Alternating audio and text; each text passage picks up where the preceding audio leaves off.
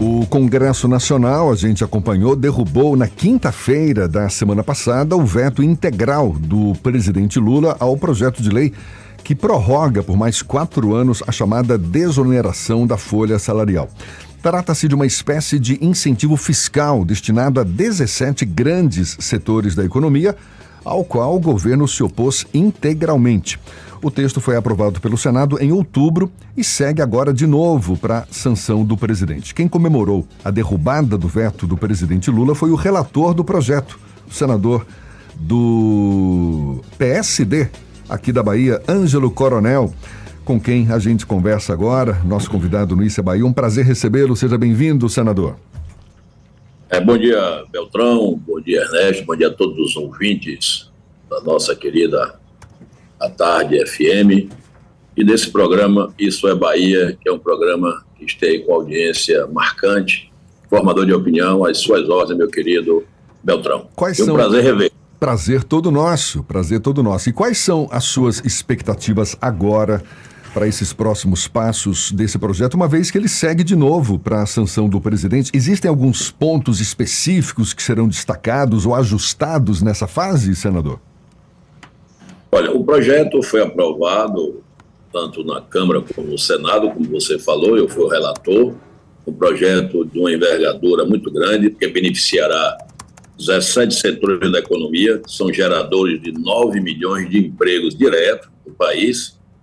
Além da desoneração da folha dessas empresas, nós incluímos também uma emenda de minha autoria, estendendo esse benefício para prefeituras do Brasil que tem até 142 mil habitantes. Isso equivale, Beltrão, das 5.500 prefeituras, serão beneficiadas em torno de 5 mil prefeituras. São aquelas que têm uma população até 142 mil. Na Bahia, nós vamos beneficiar aí em torno de 400 prefeituras das 417 existentes.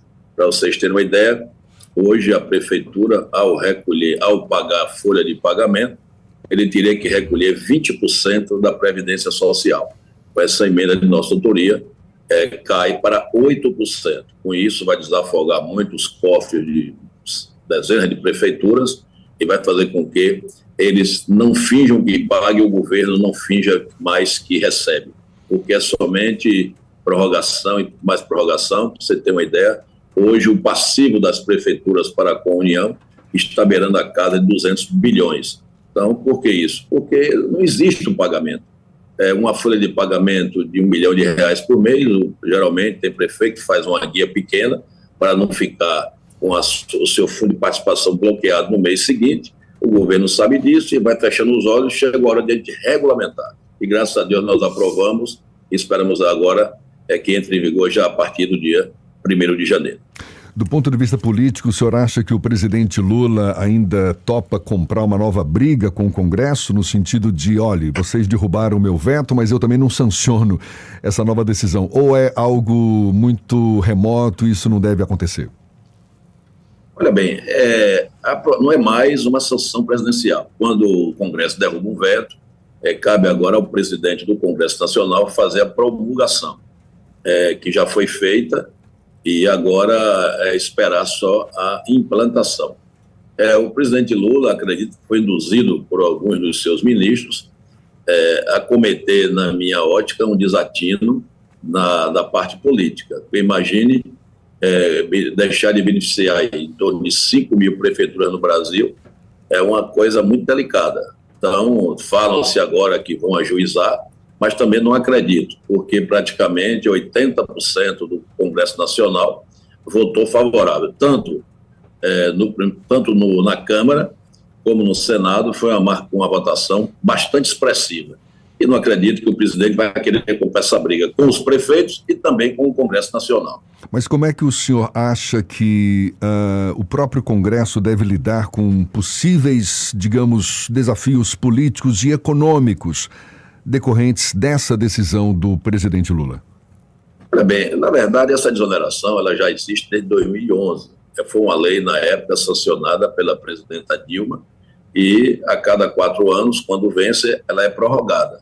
Então, agora o que aconteceu? Não foi uma nova lei, não foi uma invenção, foi uma prorrogação do prazo por mais 4 anos.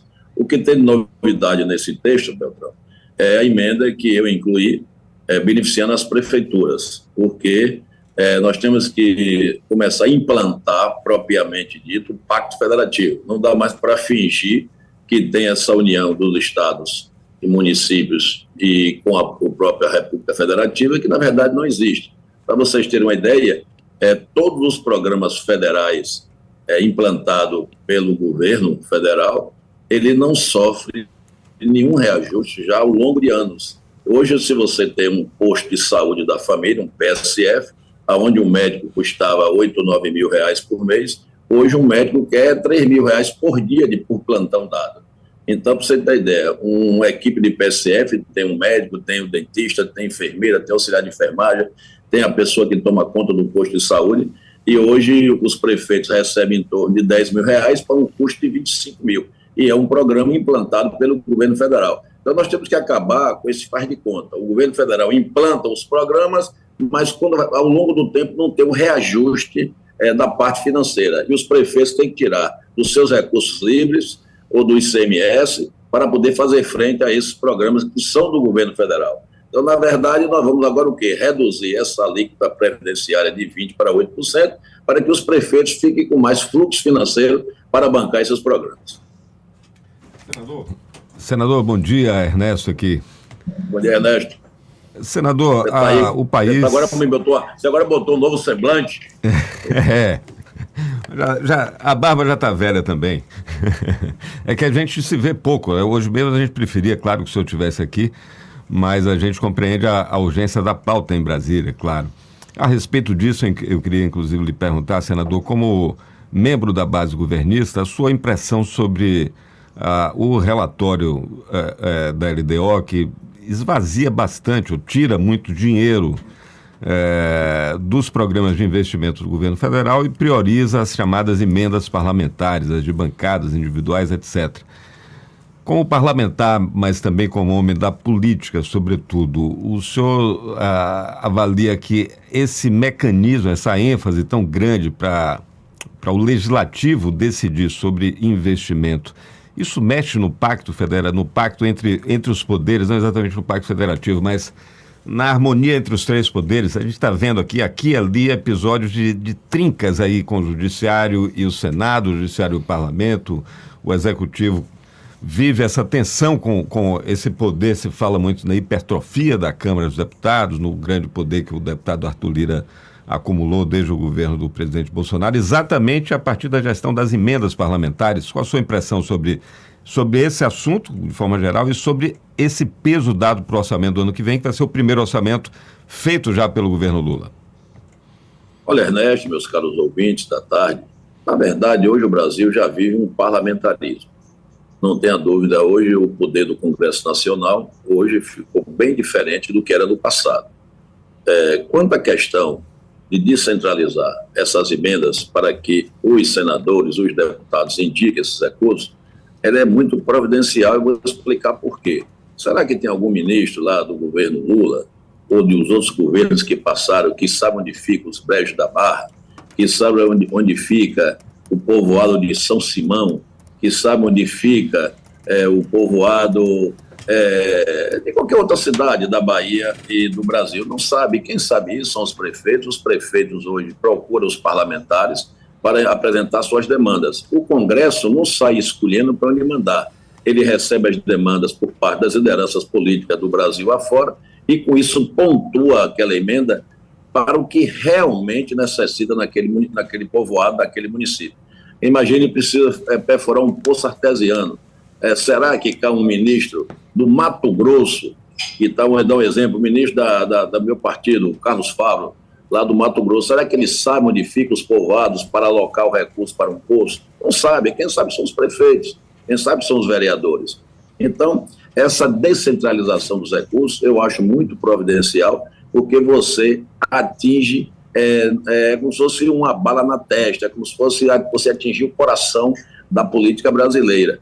Então, isso é muito importante, porque muitas vezes tem ministro que só quer fazer obras monumentais, porque isso da imprensa, da televisão, da mídia, e muitas vezes faz a obra monumental, mas esquece aquela obra básica de um braço de energia para um lugar, para um poço artesiano para outro. Então, isso é de muita valia, essa descentralização. Agora, evidentemente que quando você descentraliza e o parlamentar indica a emenda, há a fiscalização por parte do Ministério que fez o repasse. Então, não é simplesmente o parlamentar indicar. Tem um governo que depois será obrigatório a fazer essa fiscalização. E, além do mais, isso é importante demais. Né? Isso é muito importante, porque antigamente você ia para a porta de um ministério para falar com o ministro, marcava a audiência, geralmente levava um mês, e quando você ia pedir, sentava na mesa com a audiência marcada, passava 2, 3, 4 horas para ser atendido. Então era uma pose, era uma banca, era uma arrogância muito grande por parte de vários ministros que já desfilaram pelo Planalto, não é só no atual governo. Então, com isso, o parlamentar não precisa mais ficar mendigando, nem o prefeito mendigando um repasse para os ministérios. Então, por isso que eu acho que essa descentralização de recursos já está sendo e será de grande valia para senador, o desenvolvimento do nosso Brasil. Já que nós estamos vivendo um momento de grandes matérias que levaram décadas discutindo, falo da reforma tributária, né? Finalmente foi aprovada, embora ainda tenha um longo processo para concluir a reforma tributária, mas não seria o momento, já que se fala tanto do Pacto Federativo, resolver esse problema que o senhor fala, está correto, e redistribuir os recursos de impostos muito concentrados hoje na União, passar mais dinheiro, já que os municípios têm tanta responsabilidade, porque se antes havia essa dependência, como o senhor está falando, e essa peregrinação para Brasília em relação aos ministérios, agora o jogo fica com os parlamentares, mas, de qualquer maneira, os prefeitos e prefeitas continuam com a cuia na mão, né? Na verdade, o Pacto Federativo é somente um discurso. Todo presidente que entra, que é candidato, fala do Pacto Todo Federativo. mundo quer poder apertar ou fechar as torneiras, né? Abrir ou fechar as torneiras. É o poder, né? O poder, exatamente. O que é que os governos querem? Não só o governo federal, mas o estadual e os municipais querem que sempre a pessoa fique lá batendo na porta, pedindo. É uma sede de pedinte muito grande. Então, com isso, atrapalha esse Pacto Federativo, que é tão alardeado e que não é cumprido. Porque se você realmente implanta o Pacto Federativo, mais Brasil e menos Brasília, que é um jargão muito bonito, mas nada de ser mais Brasil e menos Brasília. Continua mais Brasília e menos Brasil. Agora, com essa modalidade nova do orçamento, onde os recursos serão descentralizados e os parlamentares que vão indicar, a gente já começa a melhorar. De reduzir o mais Brasília e menos Brasil. E com isso, eu acredito que quem vai ganhar é a população brasileira. Senador, vamos falar um pouquinho agora de Salvador, embora o senhor tenha a sua base eleitoral principal, não exatamente aqui, mas nas eleições passadas, sua esposa Eleusa disputou como candidata a vice do pastor Sargento Sidório, que continua mantendo aí a sua pré-candidatura pelo Avante, apesar de ontem já ter se divulgado o vice-governador Geraldo Júnior como candidato da base. A escolha lhe agradou, o processo transcorreu de acordo com o seu entendimento sobre como deve se dar e amadurecer uma decisão como essa? Olha, eu sou até suspeito de falar, né? Porque o Geraldo é muito meu amigo, a gente já se conhece há muitos anos, de frequentar casas tanto a dele como a minha. Eu acredito que Geraldo foi o melhor nome da base, em virtude de ter sido presidente da Câmara 4 vezes, conhece Salvador, nem ninguém, nem nenhum estranho, como aconteceu nas eleições passadas, que a base escolheu uma candidata que não tinha essa infiltração em Salvador, como tem Geraldo Júnior. Não é uma eleição fácil, nós temos um grupo político adversário muito plantado em Salvador, e os resultados das últimas eleições presidenciais também aferiram isso. Então, acredito, se toda a base focar em cima de Geraldinho, ele pode fazer um bom caldo e pode chegar a ganhar a prefeitura. Agora, precisa realmente muita união, os partidos que não foram contemplados e os pré-candidatos também que não foram escolhidos, têm que agora baixar a bola, vestir a roupa da humildade e partir para tentar eleger Geraldo Júnior. Senador, o senhor individualmente é quase que um partido, né? O senhor é um senador, o senhor tem um filho deputado federal, tem um filho deputado estadual, quase com uma bancada. Com essa potência toda, o senhor se sente contemplado, feliz, está se sentindo bem à vontade dentro do governo, tanto no plano federal quanto aqui estadualmente? Olha, as pessoas dizem que Ângelo Coronel é um pouco polêmico, mas não é. Eu acredito que a pessoa, para estar na vida pública hoje, não tem que ficar com a cabeça baixa, sendo sempre o tempo todo subordinado. É por isso que nós conseguimos eleger um filho de deputado federal, uma votação muito grande, expressiva, outro estadual com uma votação expressiva, pelo nosso jeito de ser. É um jeito mais até de independência do que subserviência. Então, o que eu vejo muito é isso, que muitas vezes tem um parlamentar que não pensa de acordo com o presidente da República, pensa de acordo com o governador. Então não pode ser isso, você tem que externar o seu sentimento, o seu pensamento, porque com isso você, com certeza, agradará muito mais a população e ainda mais as suas bases. Graças a Deus, desde quando eu fui presidente da Assembleia, essa foi a minha postura. Eu já disputei uma presidência da Assembleia que não tive o apoio governamental à época, mas mesmo assim continuamos no mesmo lado, na mesma base. Agora, a independência, isso é algo, Décio, que jamais o Coronel deixará de ter. E aqui, falando em Assembleia Legislativa, senador, já que o senhor tocou, eu não ia nem tocar nesse assunto, mas já que o senhor lembrou aqui da Assembleia, temos duas decisões importantes aí para serem tomadas, né? A definição do novo conselheiro do Tribunal de Contas, passa pela Assembleia, e mais adiante a decisão se a Assembleia reelege o Adolfo Menezes, que é seu companheiro de partido, ou, quem sabe, alguma novidade nessa disputa? Bem, eu acho que Adolfo hoje, o adversário de Adolfo será a questão judicial, porque na época que eu fui presidente, a gente que derrubou esse instituto da reeleição, que eu sou muito favorável à alternância de poderes, mas a grande maioria da Assembleia que eu tenho conversado quer a permanência de Adolfo, e acredito que Adolfo não terá nenhum problema da reeleição. O problema que ele pode vir a ter é pós-eleição, se algum partido entrar na Justiça Federal questionando esse instituto da reeleição. Mas se a Assembleia aprovar, acredito que ele poderá continuar os próximos 2 anos de mandato, porque eu sou daquela tese, o eleitor é o soberano. Se a grande maioria da Assembleia referendar a sua permanência por mais um período, nós temos que seguir, e a Justiça também acredito que seguirá, principalmente se for uma expressiva votação que ele tiver da sua recondução. Nada que instabilize ou trinque a base, nem a sucessão na Assembleia, nem a definição do novo conselheiro ou conselheira do Tribunal de Contas? Olha, ontem eu estive no evento com o governador e praticamente quase toda a base, eu vi que tinha muita polêmica, tinha uns 4 candidatos ao TCM. Eu vi lá o Paulo Rangel, o Fabrício Falcão, o próprio Rogério Andrade, o Roberto Carlos, todos da base, pleiteiam Marcelo Nilo, você não lembrou de Marcelo Nilo? Não, eu estou falando da base. Da base, claro, da base. Ainda tem o Marcelo. Então, como a questão do voto secreto é muito soberano, então, muitas vezes você tem o apoio das lideranças, mas na hora que vai, vamos ver, por voto, possa ser que esse apoio não reflita em votos. O Paulo Rangel é um nome que já está até mais adiante, mas não podemos esquecer que, repito, no Instituto do Voto Secreto não é fácil a pessoa cantar a vitória antes do encerramento da apuração. Está conversando aqui com o senador Ângelo Coronel, aproveitando esse clima de eleição que Ernesto resolveu levantar, afinal estamos prestes a iniciar um novo ano eleitoral. O senhor esteve à frente da relatoria da PL das fake news lá no Senado. Em que pé está essa matéria e qual a garantia que a gente tem, senador, de que agora, nessas próximas eleições, estaremos cercados de informações mais seguras e aquelas que não são legitimadas por quem faz um jornalismo sério, ou seja, as chamadas fake news? Como é que a gente vai lidar com essa situação toda neste ano agora, ano eleitoral, na sua avaliação? Vai ser um clima mais tranquilo ou a gente vai ser bombardeado da mesma forma como vem sendo já nesses últimos tempos, em épocas de eleição, com essa enxurrada de fake news que, pelo jeito, vieram para ficar, né?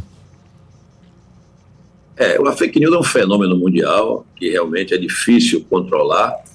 Quando eu fui relator do PL 2334, que chama Lei de Combate às Fake News, nós aprovamos no Senado o meu substitutivo. Na verdade, eu tive que fazer um novo projeto, porque a evolução da internet ela é muito rápida.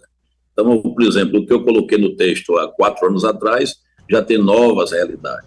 Mas esse projeto está na Câmara, infelizmente não foi deliberado pela Câmara, porque tem uma briga política muito grande, tem grupos que acham que deve deixar livre, tem grupos que acham que o meu projeto é um cerceamento à liberdade de expressão, que não existe nada disso. Eu acredito que todos nós temos que ter liberdade, mas com responsabilidade. Não é você confundir a irresponsabilidade com liberdade de expressão.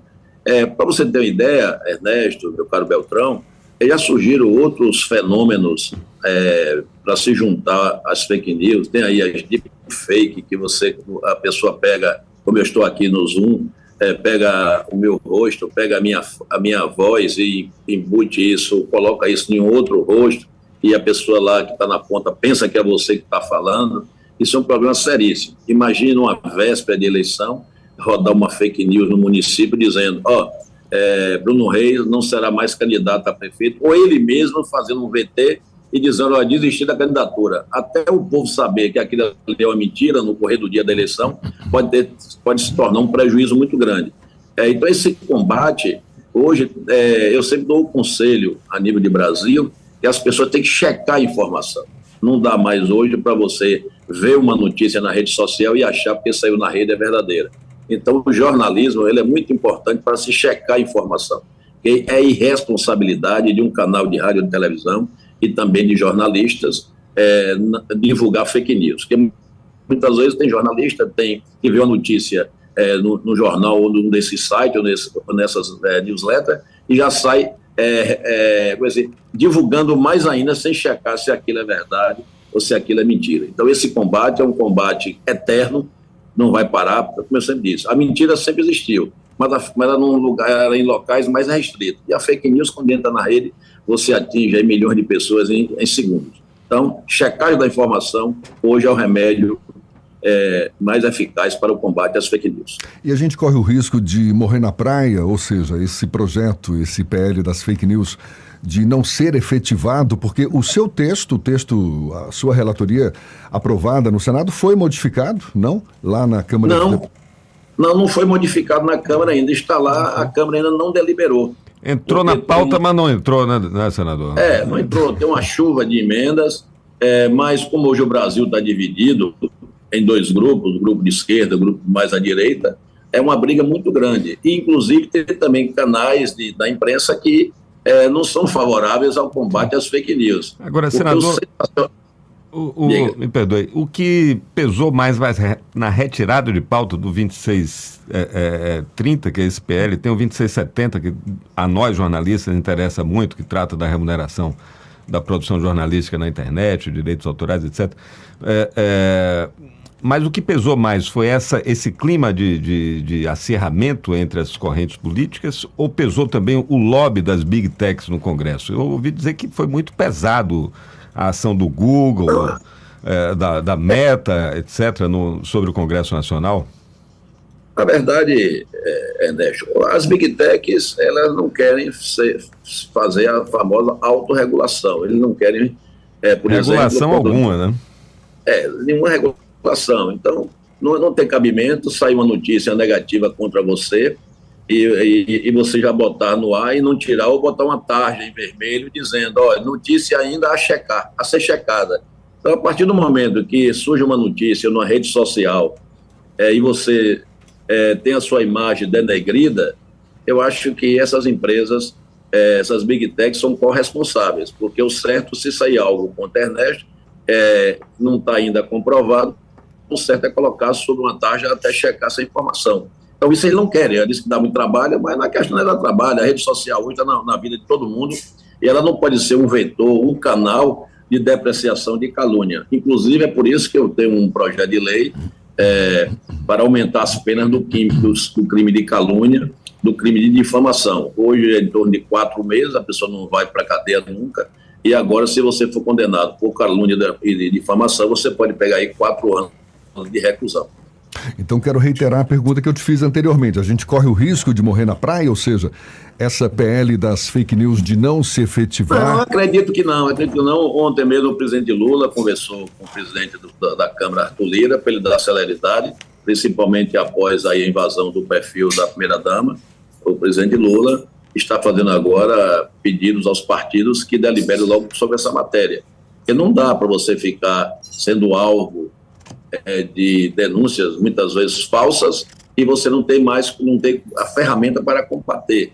Por exemplo, eu tenho nesse projeto, para mim, o tema mais importante, que como é que se diz assim, pesquisar de onde saiu a notícia no WhatsApp. Aí, por exemplo, você está aí sentado, Ernesto Beltrão, você recebe no seu zap algo depreciando alguém e você simplesmente não tem como se defender por causa do Instituto da Criptografia. Então, você não se defende e aquela notícia vai se espalhando, um vai passar para o outro, daqui a pouco atinge milhões de pessoas e você não sabe a origem. Então, eu criei o Instituto do Rastreamento, não vai quebrar a criptografia, aonde você ajuizando, o juiz vai sentenciar que o WhatsApp veja de onde partiu.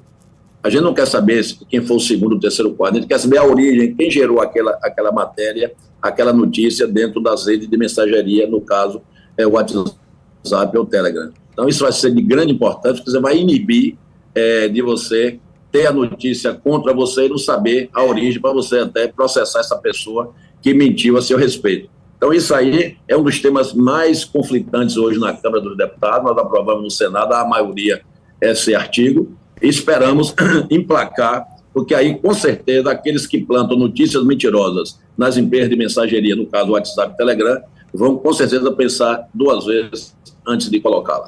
Senador Ângelo Coronel, do PSD pela Bahia, muito obrigado, sempre um prazer recebê-lo aqui no Issa Bahia. Boas festas de fim de ano para o senhor também. Você não falou, Beltrão, dos jogos que foi aprovado ontem na madrugada? Por favor. Fique à vontade.